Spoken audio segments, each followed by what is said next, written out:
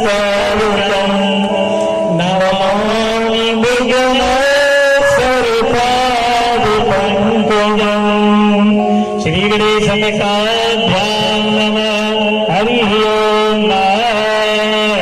सभी भक्त और इस पूजन के प्रांगण में हमारे भैया भाऊ साहब, क्या नाम है आपका? अच्छा, खिलान सिंह राजा पारिषद के रूप में बैठ करके श्रीमद् भागवत की कथा का पूजन कर रहे हैं। और भैया सभी भक्त लोग ये नहीं समझना कि सिर्फ भाऊ साहब की भर भागवत है भैया। कई लोग कहला महाराज अब दो ही बैठे तो सुन रहे, ऐसा नहीं है, कथा सभी की हो।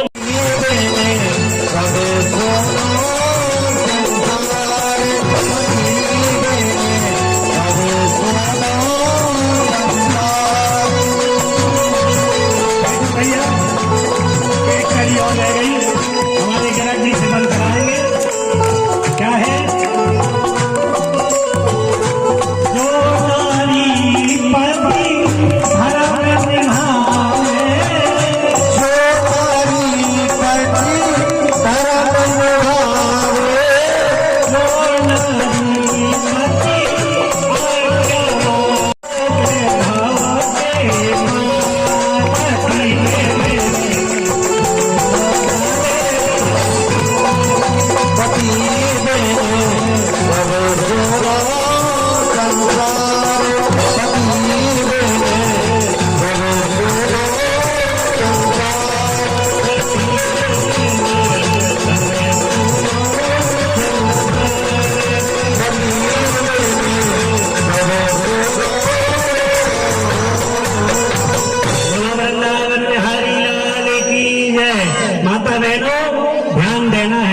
सुनने नहीं आ, ऐसा नहीं कहते ऐसे कहीं छोटा पटक हो।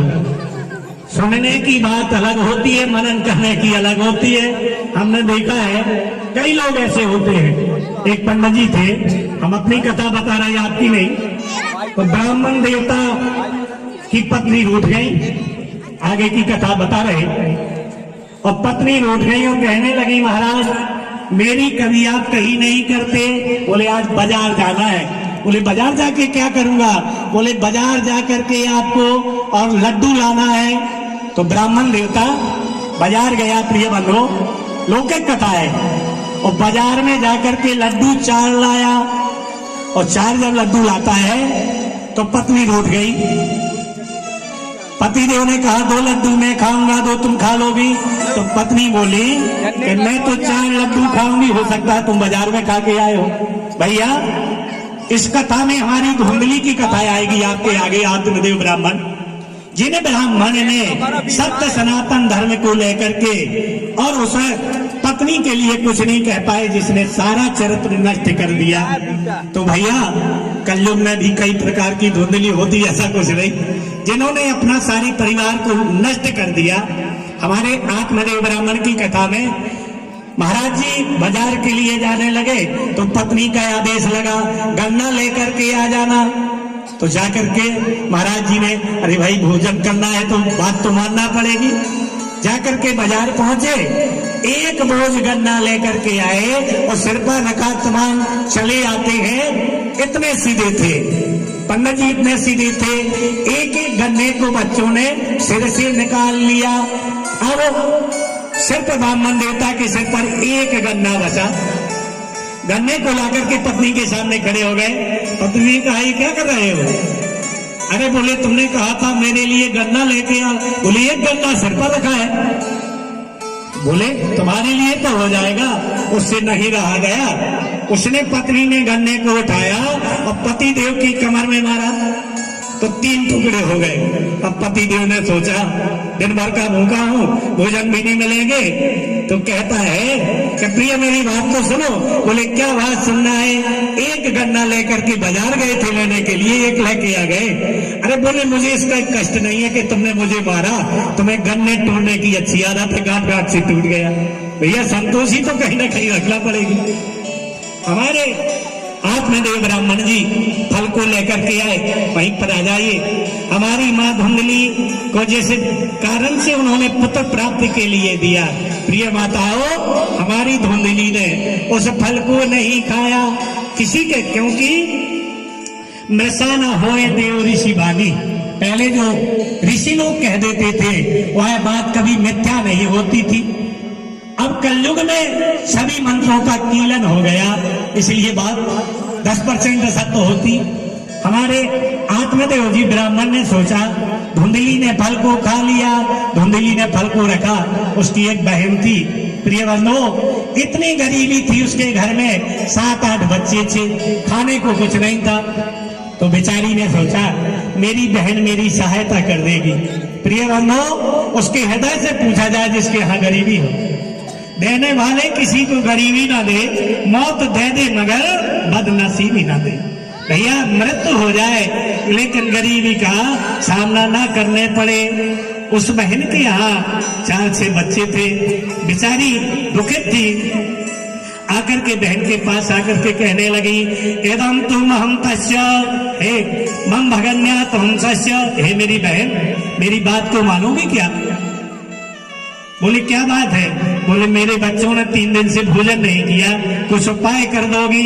भैया बताया गया है, हे भगवान बंसी वाले ये क्या हो रहा है, पाप हंसता धर्म रो रहा है, पाप हंसता धर्म रो रहा है।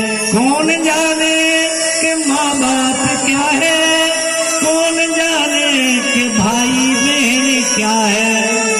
अब तो पैसे के होते हैं रिश्ते, पाप हंसता धर्म रो रहा है। बंसी वाले ये क्या हो रहा है, पाप हंसता धर्म रो रहा है। उस गरीबिनी ने आकर के अपनी बहन से आग्रह किया। बहन कहती है पहले आपको मेरी बात मानना पड़ेगी। 10 भगन्यान सरोगति, रोती हुई उसकी बहन आई, लेकिन उसको देखो भैया एक बात और बताएं, धन की 3 गतियां होती हैं। अतिरूपेण के सीता, अधिक सुंदरता नहीं होना चाहिए, अधिक धन नहीं होना चाहिए और अधिक घमंड नहीं होना चाहिए। लिखा है हमारी श्रीमद् भागवत की कथा में, क्योंकि प्रेम गलिया की साकरी और तामे 2 डाल समाए। धन की भी 3 गतियां हैं भैया, और अगर धन के व्यक्ति को घमंड आ गया तो समझिए उसका बेड़ा पार होने वाला नहीं है। एक सेठ जी थे, वह कथा श्रवण करने रोज जाते थे। कई भक्तों ने कहा सेठ जी आप तो बहुत बड़े आदमी हैं, आप ही अकेले कथा को सुन सकते हैं। बार बार आग्रह किया, लेकिन सेठ जी ने एक भी बात नहीं मानी। कहते हो सकता है मैं चाहूं तो अकेला ही कथा श्रवण कर सकता हूं प्रिय बंधु, लेकिन सबके कहने के बाद में सेठ जी ने एक दिन मन में विचार किया मैं वो वस्तु महाराज को चढ़ाऊंगा जो कोई कभी देवदली ने अपनी बहन से कहा बहन मैंने तुमको धन देना तो स्वीकार किया है, लेकिन तुम्हें मेरी बात मानना पड़ेगी। बोले क्या बात मानना पड़ेगी? बोले मेरे पति अपने प्राणों को संकट में डाल करके एक फल को लाए हैं और उसको तुम खा लो, एक बेटे को जन्म दे दो, मुझे जन्म ना देना पड़े। प्रिय बंधु, जिस माँ की कोख से बेटा बेटी पैदा ना हुआ हो उसकी कोख भी नाशवान मानी गई। हमारे पारब्रह्म परमात्मा कहते हैं आत्मदेव ब्राह्मण ने प्राणों को संकट में डालकर के उस फल को लाए और उसने बहन को शब्द रखा करके उस फल को खिला दिया और थोड़ा सा फल बचा था तो उसने कहा इस फल को प्राणनाथ कहेंगे, इस फल को यहाँ क्यों फेंक दिया? तो एक गाय बनी थी प्रिय बंधु, एकदम गावो विहित्वा, गाय को खिला दिया शेष बचा हुआ फल। और जब गाय को खिला दिया भैया तो गाय भी गर्भवती हो गई और उसकी बहन भी गर्भवती हो गई। 9वें माह 33 से 9वें माह के बाद में उनके यहाँ एक पुत्र पैदा हो गया। वह आकर के और बहन के पास रख देती है। बहन ने सारे गांव में डिडोबा पिटवा दिया, मेरे यहाँ सुंदर पुत्र पैदा हो गया। प्रिय बंधु, बताया गया है इस संसार में झूठे लेना, झूठे देना और झूठे भोजन झूठ चलेगा। इसलिए झूठ से परोपकार करना ठीक नहीं होता है। हमारी उस धुंधली ने उस फल को गावो गृहीत्वा गाय को खिला दिया।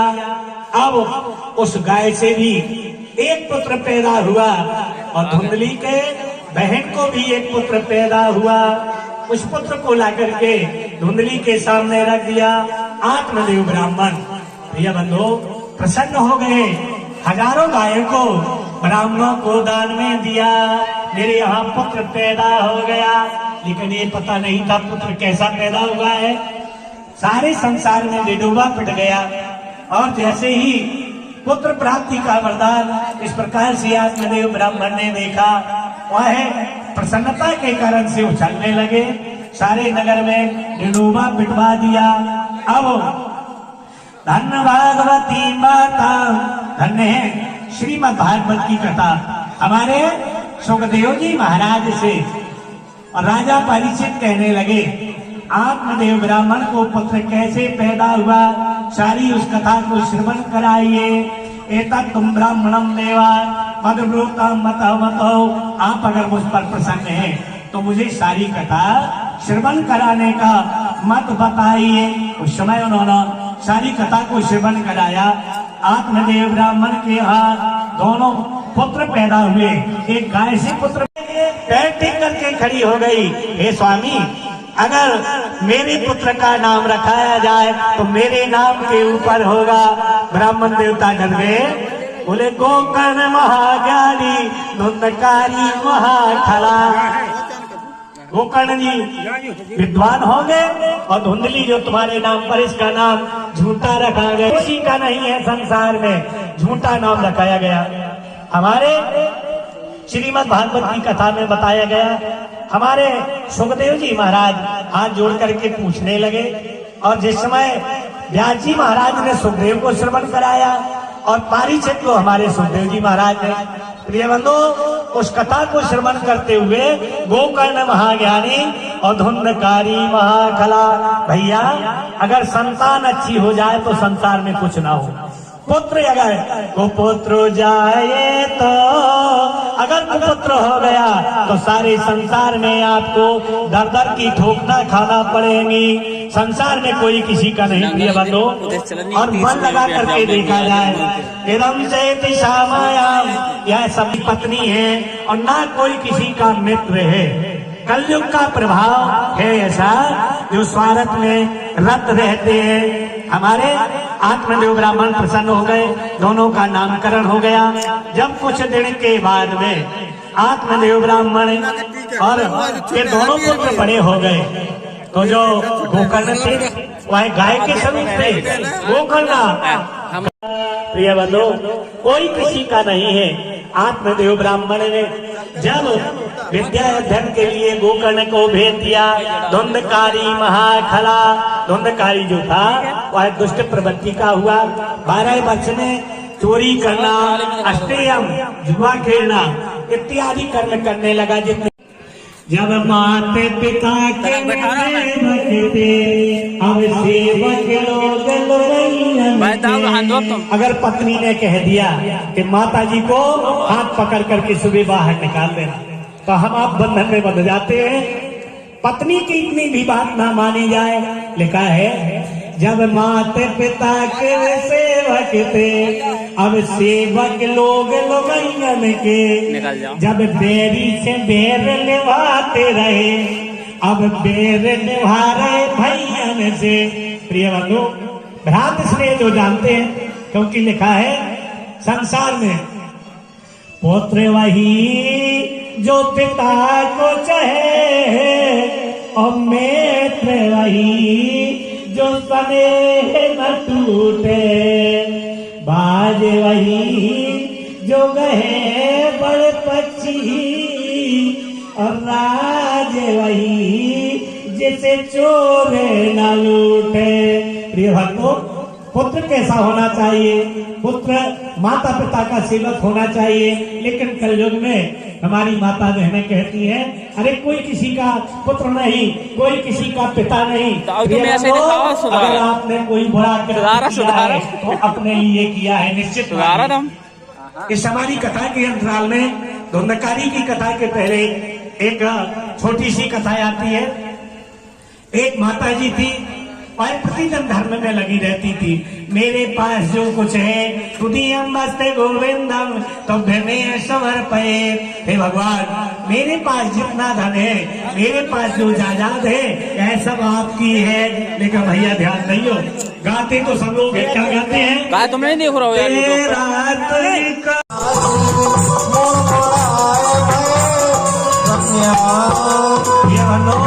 जब घर की सारी संपत्ति नष्ट हो गई, घर में खाने को नहीं बचा, तो लोग क्या कहेंगे? भैया बाबा हो जाना चाहिए। हमारे आत्मदेव ब्राह्मण के पुत्र के पास कोई माया रह नहीं गई। तब उसने विचार किया, अब कहीं जाना चाहिए, माता पिता को मार मार करके।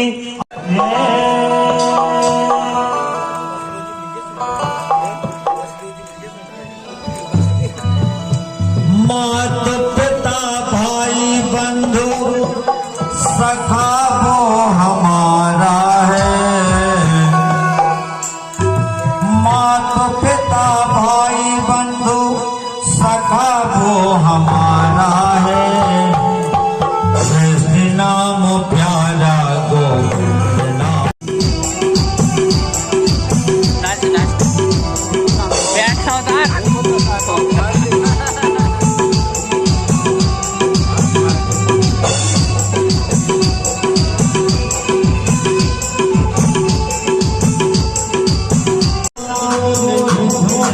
अपना बेस खुलवा लो।